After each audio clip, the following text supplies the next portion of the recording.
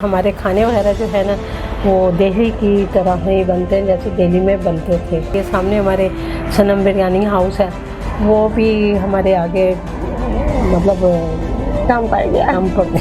बारिश आए, धूप हो, आंधी हो, तूफान हो, कुछ भी हो, मैं एक अबाया पहनकर इज़्ज़त बाइज़्ज़त तौर पर खड़ी होती हूँ और मुझे किसी चीज़ की कोई परेशानी नहीं महसूस होती। ये अल्लाह की तरफ से मुझे तोहफ़ा है कि मैं अबाया पहन कर काम करती हूँ, मुझे गर्मी महसूस नहीं होती। हालांकि मुझे बीपी का बहुत सख्त मसला है, जो भी गुजरता हुआ भी होता है ना तो वो देख के हैरान हो जाता है कि इतनी धूप में अबाया पहन के खड़ी हुई हैं, तो बड़ा वो अप्रिशिएट करते हैं।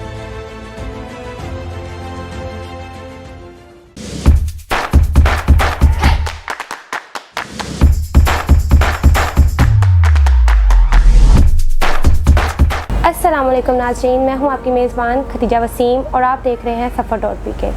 नाज़रीन, कोरोना ने जहां लाखों लोगों को बेरोज़गार किया, वहीं कुछ लोगों ने अपने पेट की आग बुझाने की खातिर ज़माने के असूलों को तोड़कर अपनी हिम्मत आपके तहत कुछ करने का सोचा।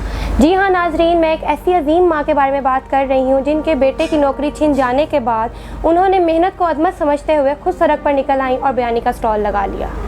तो आइए मिलते हैं उनसे। आज हम उनके घर में मौजूद हैं जहाँ पर वो बिरयानी पकाती हैं और उनसे गुफ्तगू करते हैं। तो जी आंटी जी, ऐसी क्या नौबत आ गई जिसने आपको बिरयानी बेचने पर मजबूर कर दिया?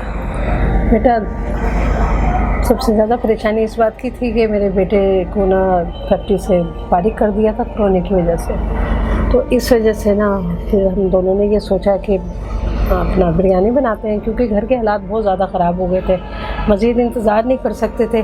तो इसलिए ना फिर हमने ये बिरयानी का प्रोग्राम बनाया और अल्लाह पाक का बहुत शुक्र है कि अल्लाह ने हमारे मसले हल किए और थोड़े किए हैं और अल्लाह पाक खैर कर देंगे।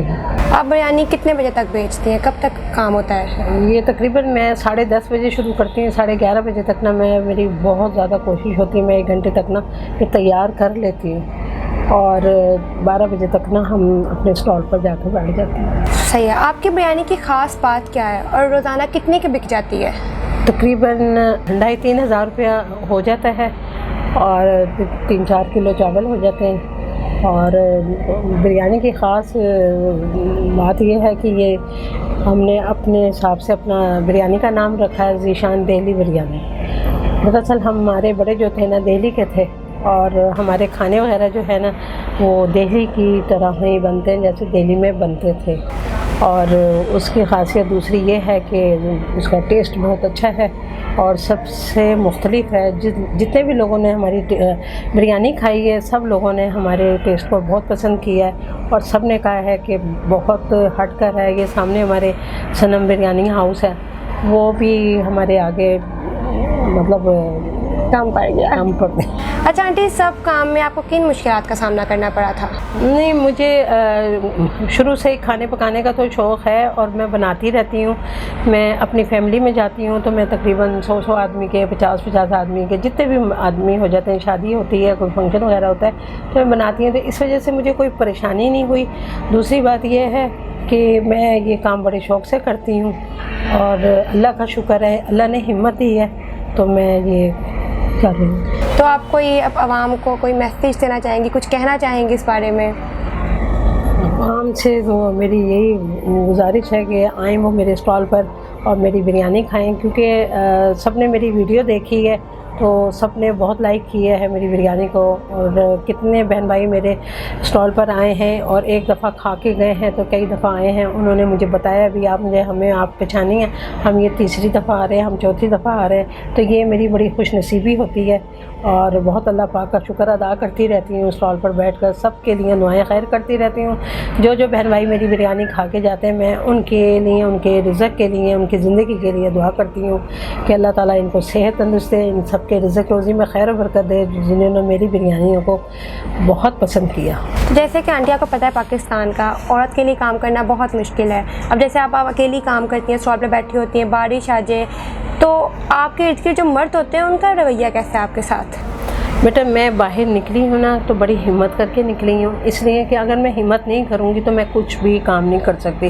ये आपने देखा है कितना बड़ा रोड है और इस रोड पर बैठना आसान काम नहीं है। बारिश आए, धूप हो, आंधी हो, तूफान हो, कुछ भी हो, मैं एक अबाया पहनकर इज़्ज़त बाइज़्ज़त तौर पर खड़ी होती हूँ और मुझे किसी चीज़ की कोई परेशानी नहीं महसूस होती, इसलिए कि जब मैंने काम करना है और मेहनत करनी है तो मुझे किसी चीज़ से कोई परेशानी, कोई घबराहट नहीं होती। ये अल्लाह की तरफ से मुझे तोहफ़ा है कि मैं अबाया पहन कर काम करती हूँ, मुझे गर्मी महसूस नहीं होती। हालांकि मुझे बीपी का बहुत सख्त मसला है, लेकिन अल्लाह ने उसमें भी मुझे बहुत सुकून दिया है। दूसरी बात यह है कि नीचे लोग जो हैं आते हैं बिरयानी खाने, तो वो मेरी बहुत इज़्ज़त करते हैं, और जो भी गुज़रता हुआ भी होता है ना, तो वो देख के हैरान हो जाता है कि इतनी धूप में अबाया पहन के खड़ी हुई हैं, तो बड़ा वो अप्रिशिएट करते हैं। और मेरे जो आस-पास है ना, वो मुझे बहुत तंग करते हैं, वो मेरा इतना मुकाबला करते हैं। मैं उनकी माँ और बहन की जगह पर हूँ, मेरा तो बनता ही नहीं है। मेरी जगह पे कोई आदमी हो, उसके साथ मुकाबला करें तो फिर अच्छा भी लगता है। मेरा क्या उनसे वास्ता, मेरे तो बच्चों की तरह हैं, चाहे वो मेरे से बड़े हैं या मेरे से छोटे हैं, मैं तो उनको अपने बच्चों की तरह समझती हूँ, तो उनको ऐसा मेरे साथ नहीं करना चाहिए। और मैं सड़क पर खड़ी हूँ, मैंने किसी जगह पर कब्ज़ा नहीं किया हुआ, मैं अल्लाह की ज़मीन पे बैठी हूँ।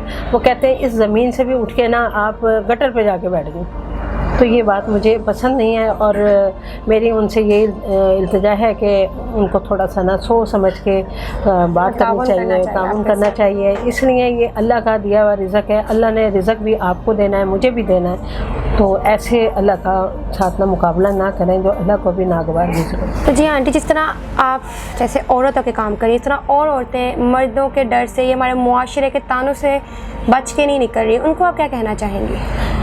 उनको मैं सब ख़वातीन बहनों को यही कहूँगी कि किसी से डरना नहीं चाहिए।